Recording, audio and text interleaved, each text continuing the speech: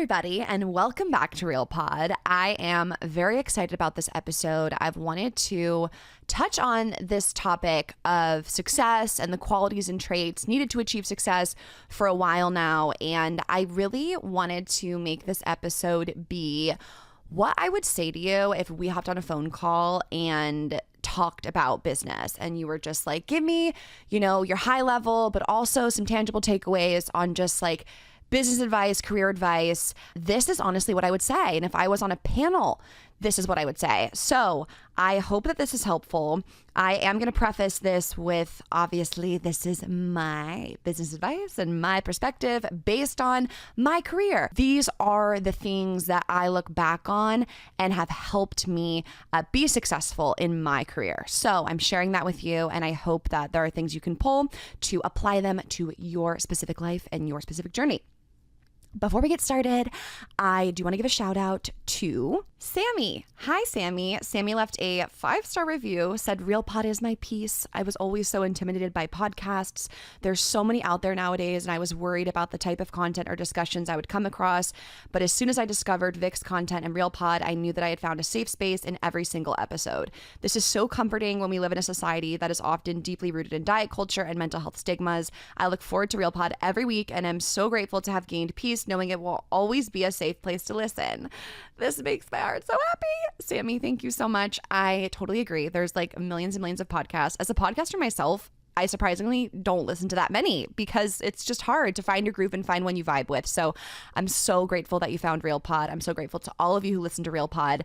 If you want to leave me a review and a rating, you just might be the shout out on next week's episode. So go ahead and do that. It also really helps out the show. It only takes a few seconds. So thank you so much to anyone who has left a review. And Sammy, I hope you enjoyed this episode. Okay, with all that said, let's get started. I titled this 6 Ways to Be More Successful.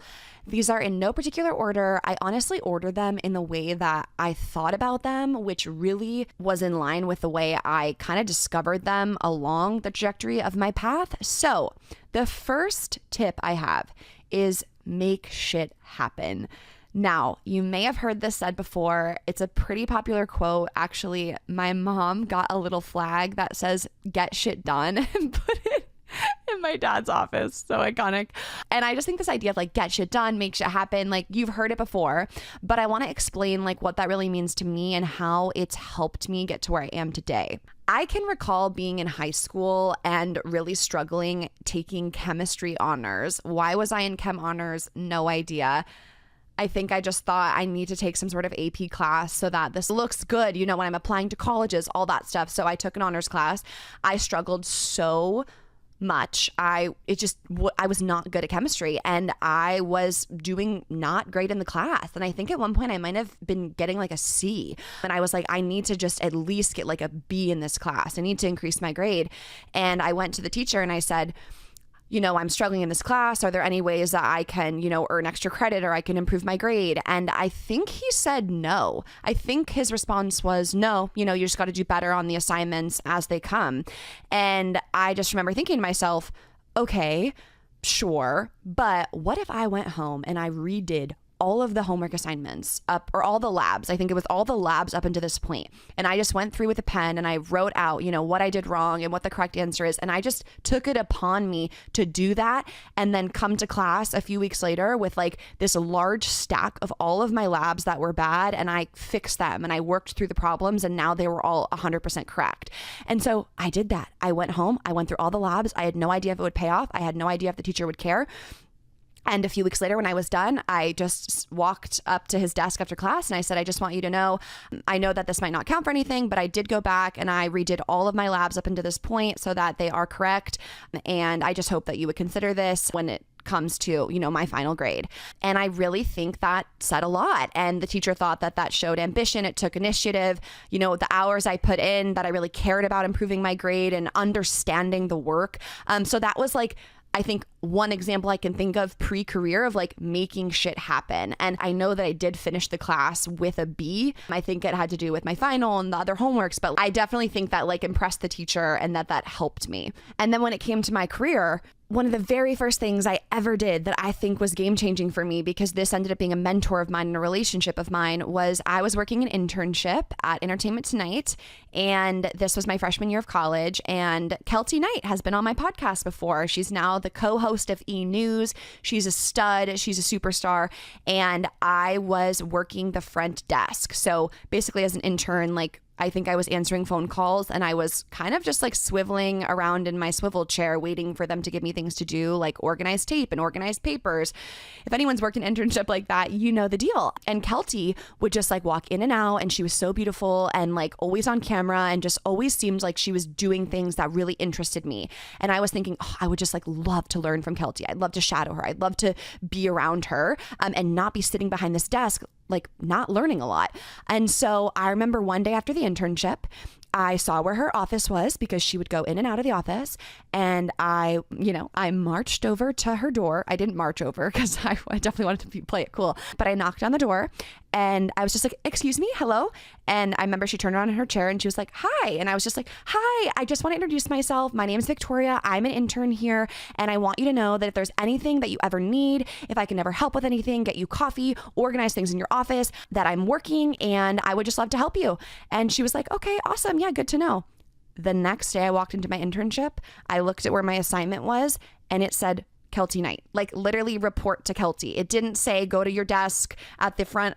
It didn't say go to the front desk and sit there and do the same thing you've been doing every day. It said Kelty. And honestly, I don't think that would have happened had I not taken the initiative to make shit happen, walk to her door, introduce myself, and just say, I'm here if you need anything. And then the rest of my internship, I spent my days with Kelty. I learned so much from her. I got to be around her. She was the first podcast I was ever exposed to. She had her podcast Lady Gang in 2016, before podcasting was even like mainstream. I just learned so much from her, and that wouldn't have happened if I didn't go out of my way to try to create the opportunity. So wherever you are right now, is there something that you can do to further yourself on the path you want to be on that doesn't involve someone else needing to like open the door for you? For example, I wanted to be a broadcaster. I wanted to have a talk show. I wanted to host. And I thought to myself, well, instead of waiting around to get the perfect job where someone lets me host their show or host on their channel, I can create my own podcast and I can be the host and I can choose who I want to interview and I can build this platform. And, I grinded out 50 episodes, making no money on it. I was doing everything myself, no producer, no editor, no help. And 50 episodes later, then my podcast got picked up by a network and then my podcast started to take off. But my podcast wouldn't have even been a thing if I just waited around for someone to give me an opportunity to host something. So my tip number one is make shit happen. Whether there's a job you've been wanting to apply for, or maybe it's a job you want, but they're not even hiring, but you can still find an email online or guess the company email and send your resume and cover letter in and just say, I wanted to send this over in case opportunities arise. So all that to say, don't underestimate the power of just being really ambitious and persistent and going after what you want, because you never know how it will turn out. And it might just pay off for you really big. My second tip is to foster community. If you've listened to RealPod for a while, you have probably heard me reference the different mentors that I've had in my life. I have actually had two of my mentors on this podcast twice. One of them being Nicole Davis and the other one being Dr. Varun Soni, the Dean of Religious and Spiritual Life at USC. I've had them both on this podcast twice. And that doesn't even like incorporate all of the phone calls, lunches, texts, just how instrumental those two people have been in my life as mentors. And they were not people who came up to me and said, hi, I'd love to mentor you. I'd love to help you in your life with your career. Those were people who crossed my path at one point or another that I then sought out, and I kept fostering and watering a relationship with them because I just wanted to learn from them. I was inspired by them. Nicole Davis is someone who walked into our volleyball gym when I was a freshman at USC. She was a volunteer assistant coach. And I literally think after day one, I went up to her and said, do you think I could meet you for coffee before practice tomorrow, or we could meet after practice this week and I could just ask you some questions about volleyball and like your time in the Olympics? And I asked her if she could find time to do that with me. And then we met and I kept up the relationship. Same thing with Dean Stoney. He came and he spoke in a class of mine. And then I thought, let me find his email in the school directory. Let me go to his office and see if I can just ask him questions for 10 minutes because I was so moved by what he had to say. And you never know where that can take you. And I will share more on how to develop those relationships in my next tip. But finding people who have done the things that you want to do in life and who inspire you, and then finding ways to keep them around you or to use them as a resource is so powerful. And I hope to do the same for people in my life who show me, honestly, the same ambition and the same drive, because I want to help those people, because I can tell they're the real deal and I can tell that they're worth investing in. In that same vein, having friends and a community of people who you can at least relate to on some way about, how your job search is going, or how you're writing your cover letter, or venting about situations having at work, or talking to them about pay. I'm so grateful that Natalie, one of my best friends in the world, who we went to high school together in the same hometown, we're now in the same career, and we can talk about the different brand deals that we do, and we can talk about the rates. And Natalie and I both have full-time employees, and we're constantly going to each other for advice and then giving the other advice. It's like, depending on the season, I just had a Zoom call with Natalie where I was like, do you think you can find an hour to sit with me on Zoom and help me figure out, this thing going on in my business? And she did that for me, and I would do the same for her. And she's just one person. That's really like one person that we go so far back into childhood that I know that our relationship when it comes to this industry can be genuine. But if you can find, even if it's a parent, it's an older sibling, it's a cousin, someone that you can kind of talk to about the things that you're experiencing so that they can help you, it's game changing. You do not have to be doing all of this by yourself. And you'd be shocked how many people are willing to help. People love to feel like they know things, they can give advice, they can guide you. And I think it's just not this obvious thing of like, hey, who's looking to mentor? Hey, who wants to be a mentee? So you really have to cultivate those relationships in your own life. Now, I said that I would expand on kind of how to do that. So my third tip is to know the proper etiquette. So when I Googled the word etiquette this morning, because I was like, wait, I just want to double check. I know the definition of etiquette, but I want to make sure it's not something like super formal and dated. And etiquette just means the customary code of polite behavior in society or among members of a particular profession or group. So the etiquette can change based on like what environment you're functioning in, right? The etiquette of your teammates in the locker room is going to be completely different than the etiquette of you showing up to an interview at a company. I kind of jotted down a bunch of things that came to mind when it came to me thinking of like what in my mind is good business etiquette, and how I would receive things and how I've held myself with relationships and conversations and networking throughout my career. And here's kind of the hodgepodge of all those things. The first thing that you would think is so obvious, but I think it's kind of like a sad art that's died with time, is the power of a thank you email. I have frequently hired on and off throughout the years, whether it's part-time, it's internships, it's full-time, and I'm not kidding you. If a thank you email is not sent following the first meeting, they're cut.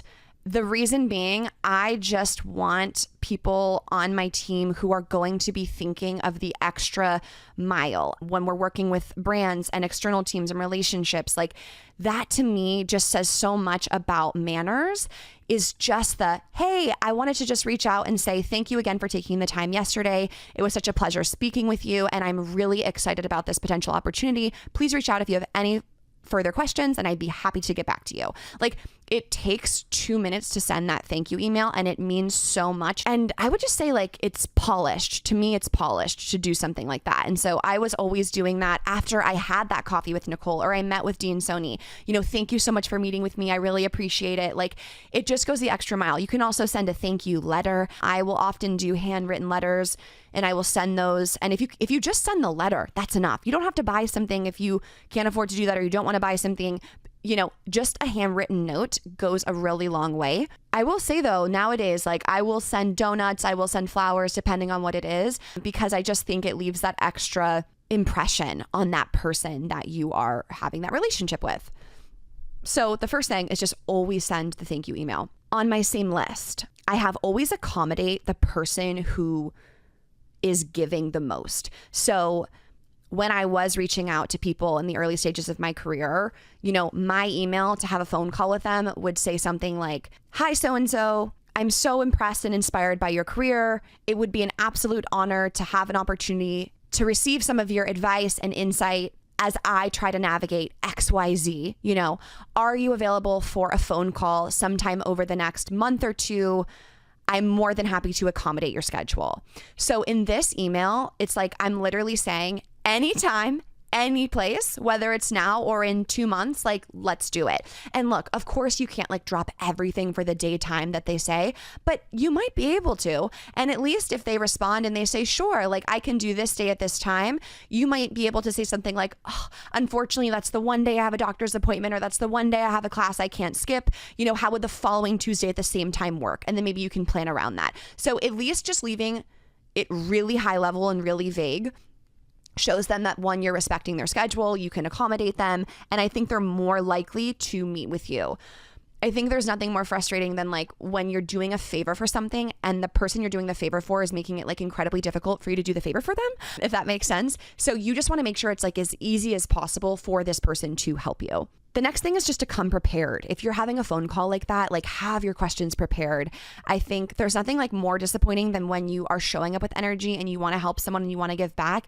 And they're like, I just really wanted to just like talk to you. And like, yeah, like, and they're not prepared. And it's just kind of a waste of your time. It's a waste of their time. And, that person probably does have lots of valuable insight they can be sharing with you, but they're not because you didn't think ahead to prep questions. So I always prepared my questions. I always came with intention so that I could optimize the experience, not only for them, but for myself as well, right? Because you want to leave having gotten something out of it. I would say the same for an interview. When you're on an interview, the chances are they're going to say, "And do you have any questions for us or any questions for me?" I'm always impressed by people who say, "Yes, I do." And they read me their list of questions, because to me, it's like they're thinking critically about the position. They're thinking critically about working with me. When people say, "No, I don't have any questions," to me, it's not as impressive, because of course you should have questions if you're, looking for a new job. So that's also another one. Also, never ask for the result to be handed to you. I see this a lot with people saying, "Do you think you can just give me a shout out? Or do you think you can just give me a job?" And to me, it's missing so much of the bulk of what really makes a successful person successful. And that's like the work to get successful. I think we see this a lot these days, and people talk about this a lot, of just, it's more and more seeming like people want to be at the top of the mountain. They want the success, they want the promotion, they want the job, but they're not realizing how much work goes into getting it for the people who are already there. So an example of this, I just mentioned the shout out. People used to be more so, and like maybe closer to the beginning of my career, but I still see it now and then of, "Hey, will you repost this? Will you post this? Will you just, reshare this? It would mean so much to me." Like that, to me, it's not reading the room correctly. And what would be so much better is if someone said, "Hey, I'm just starting out posting and I really admire the platform you've built. Would you mind sharing with me, the top ways you think that I can grow my platform, or I can get more views on this, or I can get my content out there to more people?" That's someone who's saying, "Hey, how do I do the work? I know this is hard work. How do I do it?" As opposed to the person who's like, "Hey, can you just like give me, this thing?" That they don't always realize the person you're asking has put so much time and energy to get that. And also, I mean, not to like, hammer this kind of shout out idea, but like a shout out does nothing. Like I can't tell you how many I can't tell you how many because it's singular. I can count it on one hand. But I've had a good amount of A-list celebrities repost my content. And it doesn't send me millions and millions of followers. And it doesn't make me the most famous person ever, because when someone clicks the follow button, they're subscribing to you and your content and your page. And just because you shared something funny or you shared another person's video doesn't mean that like all of the followers are going to immediately convert. You have to really intentionally build community. So this could be like you asking someone in your community, "Hey, can I have a job at your company?" I just don't think that's the best way to go about it, when instead you could say, "Hey, your company seems amazing. Everyone who works for you seems super happy. And I would love the opportunity to be in that environment. what are the things you think I need to do to be in a position to be a candidate you would want to hire? Like, that's the way you want to ask the question. Similarly, I just had a conversation with a friend who wanted to ask for a promotion, and we were talking about the strategic way you can ask. Instead of, hi, I want a promotion, it's, hi, I've noticed that some of my fellow colleagues have been receiving promotions. I was curious, what is it about where I'm at that I'm not receiving those opportunities? And what are the things you think I would need to do to get this promotion? That to me is the better like team mindset, growth mindset way to ask that question, instead of being like, hey, I want a promotion. Like I said, take this all with a grain of salt, because there are certain people who should be able to just be like, why have I not gotten a promotion, right? But I think it's always better to go the extra mile. On that note, something corporate Natalie shared that I really thought was smart is, she said, you know, the people who are your boss or who are working above you, they don't always know like what you're doing. They're not keeping tabs on your everyday and how hard you're working and that you're going above and beyond in your role. I feel the same way currently when it comes to a mentor who isn't like totally a mentor of mine, but someone I really admire and I really want to stay connected to them. I'm going to compose an email tomorrow and just say, hi, so-and-so, it was great seeing you. I wanted to update you on some things that have happened in my career since we last spoke, you know, because I don't assume that they're following my content. I don't assume that they're looking at everything that I'm doing. So back to the example of work, if you can create like a deck or a document where you're writing down like all of the ways that you've added value and you've shown initiative and you've made a difference in the company or the team or the environment. And then when you go in for your meeting or you check in, you can say, hi, I just wanted to share all of these things because I know you're so busy and I wanted you to know exactly what I've been up to make sure that this company and what you've created is going to reach the goals that we've set out to accomplish. So this is just like kind of going the extra mile. I kind of started this with like not asking for results to be handed to you. And I'm now morphing it into just like really valuing the work and the grind, because that is a part of being successful. And I think that's what any successful person would tell you. So we don't want to lose sight of that. And then a few like last two things. Always send a cover letter. To my point of like when we're hiring, the things that we look for and we don't look for. I just think a cover letter is that extra little spice of like, I put whipped cream and a cherry on top. I didn't just give you the ice cream scoop. It doesn't have to be the most beautiful cover letter ever. It doesn't have to be a full page in like 12-point font, like with tons of words. It can be simple, but it takes 2 seconds. ChatGPT exists. Like you can send a cover letter that it can be vague, but it's just like that extra thing that I think can be missing these days from, you know, the whole package. And then the last thing I'd say is just like respecting people's time. I feel like when I am wanting something from someone, I realize it does nothing for them. It does nothing for them to help me, give me their advice other than take time away from their life, right? Because it's not, of course, like I would hope, and this is how I feel, honestly, I freaking love, it fires me up to talk about this stuff and to help people. And I'm always offering myself, you know, to help people with these things. It's not the case for everyone. And there are people who they don't want to. So always respecting people's time. If you say, you know, I'd love to get coffee with you for 30 minutes, make sure it's 30 minutes. And even if you have a million more questions, you can say, I want to be respectful of your time. I know we're minute 25. So my last question, like really respecting people's time. That's why the thank you emails are so important. Thank you so much for taking the time. I know you have kids. I know you have a million things going on. Just making sure you're courteous of their experience because they really are giving a lot to you. And then lastly, about cultivating mentors, I would add on top of everything I just said, it really does take persistence, and you don't want to confuse that with annoyance, right? Like if you're not getting responses to texts or emails, like you need to read the room, but it's totally appropriate to send an email, not hear back from them for a few weeks or a month, and then the next month just send an email. And instead of saying, hi, just wanted to ping this, like, did you miss this? Because once again, they don't owe you anything. Your second email should say something like, hi, hope you had a lovely February. I saw you were up to so many exciting things. I wanted to let you know that the job I told you about in my last email, I ended up getting it. Like you just keep moving along to the cadence and assume that they're busy. And that to me, like has always been the way like I've approached it. And then sometimes you do get the response back, sometimes you don't, but like never take it personally. It's mostly never personal. Usually things are never personal. So those are a bunch of little tangible tips and takeaways that I hope help you with some of the nuances and etiquette as you navigate a lot of these different conversations. Tip number 4, slow is smooth and smooth is fast. When I was just starting out, I wanted everything and I wanted it tomorrow. And it is crazy to me. One of the most obvious like things in my career that represent time for me and how things take time is honestly this podcast. I have been doing Real Pod for 5 years.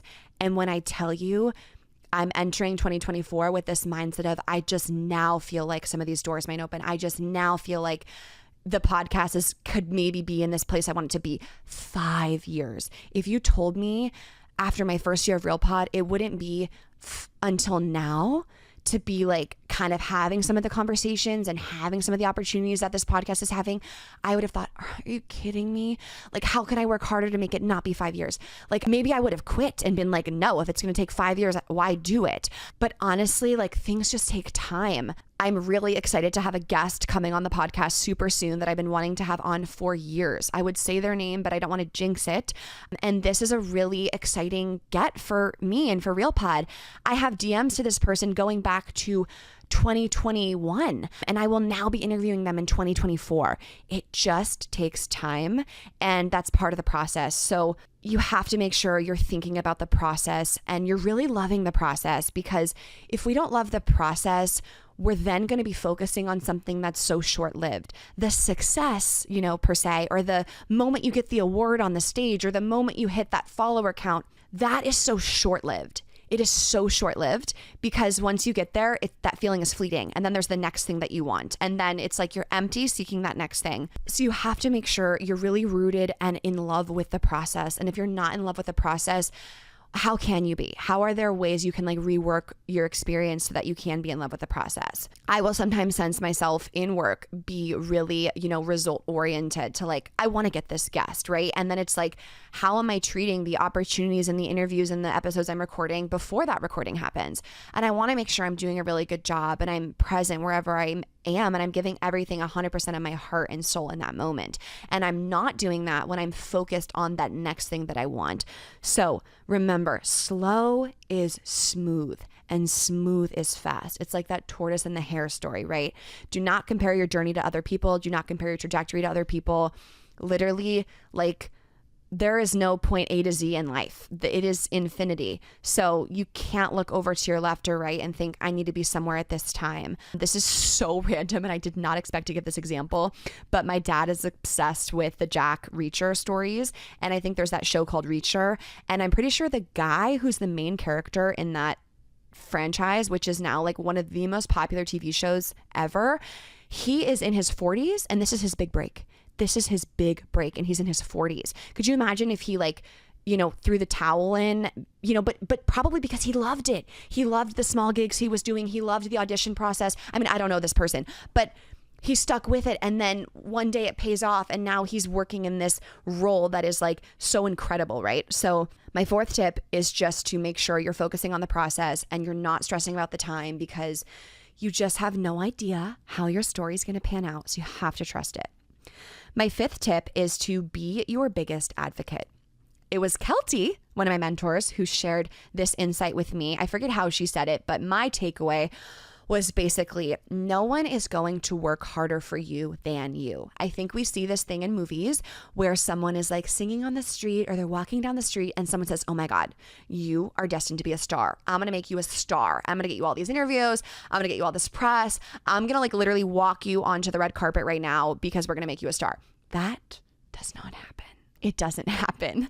And actually, when you get into, at least I feel like I'm not in Hollywood, but I see some of it, and it is so not that. And anyone involved in making anyone a star is getting a big freaking cut of that. And that's why they're making them a star, not because they just like want to make this person a star. So unfortunately, there's just not going to be people who see you and say, here's how I can make you the best at what you do and achieve everything you want to achieve. Hopefully, we have that in a parent or a sibling or a friend.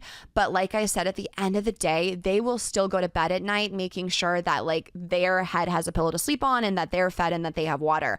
You have to do that for yourself at some point. Once I realized that, which was like, I don't know why it was so shocking to me. I was like, I have to find the right agency. I have to find the right this, because like I haven't found that person who wants to just like hand it to me on a silver platter. That's never going to happen. You're going to keep grinding for yourself, keep having to work for yourself, keep having to look at every single thing you're doing to make sure it's what you want it to be, because that is just like how it is when you want to build something really special and really profound. It's going to come from you. This is like a light example, but I said that I worked really hard on this podcast to then get it signed by the network, which is Dear Media that I'm at now.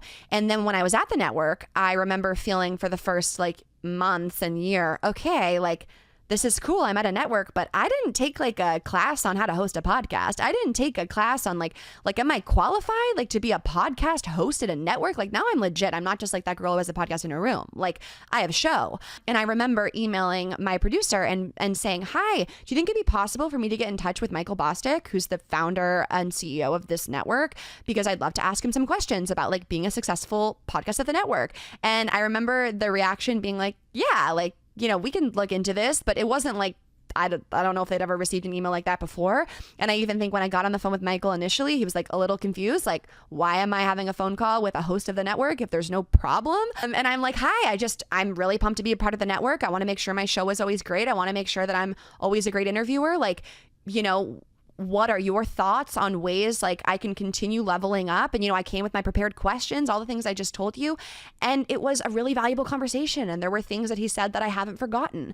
And I guess what I say is like, even though I made it to a network, you don't have people saying like, oh, and here's how we make your show the best show at the network or the best show in podcasting. You have to continue to advocate for yourself and to ask the right questions and to ask people for help. And so that's always been a part of my process. What? There's no one. Well, no. My producer, Christiana, is the best and incredibly helpful. I guess this is a good point. I would not sit here and say that where I am now is a complete result of just me by myself. And I hope that is not what anyone is thinking. I'm not trying to say that. No, I know. No. We can fully leave this in. I am literally the result of so many people who have helped me get to where I am.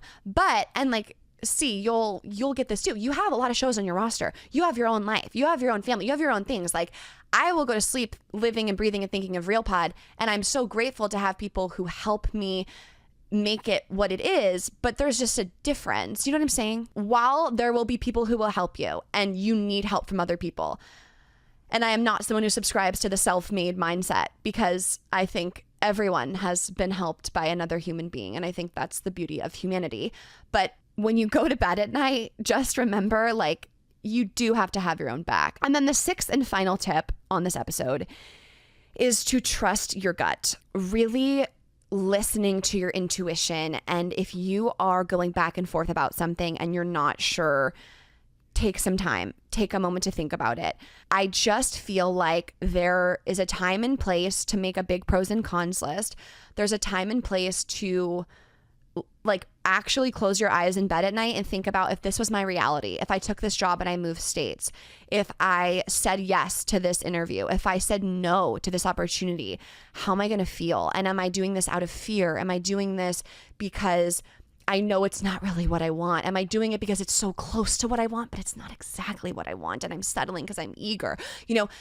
Take the time to have those conversations with yourself because learning my intuition and my gut, it's still a process and I've made mistakes and I'm figuring things out, but I will say slowing down to have that conversation and really try to figure out like where you're functioning from is major. An example of this is I had a call with someone, a mentorship call. I do a lot of this, you guys. I feel like there's so much knowledge out in the world and I love it. That's why I have a podcast. I'm so curious. I just have so many questions. Literally at the end of the night, Max is like, can you just shut the fuck up? I just talk so much. But okay, so I was having another mentorship call and I was asking this person, how do you lay out your business model and how do you make your goals for your company? And, I don't really have a structure like that. I kind of just like, do the best that I can do. And of course I have intentionality and strategy behind things, but I don't have like certain numbers that I want to hit at the end of the year. To me, that gets me result focused and I want to focus on the process. But this person on the call said, you should have a number of, a financial number or a follower count number, both that you want to hit at the end of the year. And I'm like, okay, so I'm like taking notes and then I'm thinking to myself, okay, well, let me like come up with these numbers. And it just didn't feel authentic to me. It just didn't feel like a place of inspiration for me. Like it wasn't a thing that would drive me to do better and perform better and create more and work harder. And I just realized like this might work for this person who's uber successful and awesome and great, but it just might not be what works for my business, because it doesn't feel right for me to like force these numbers I want to hit that I don't really want to hit. Like I don't, you know what I'm saying? So that was the moment where I was listening to my gut and my intuition of, yeah, that's helpful to know. And there's some things from this call I will implement into how I structure my company, but this isn't one of them.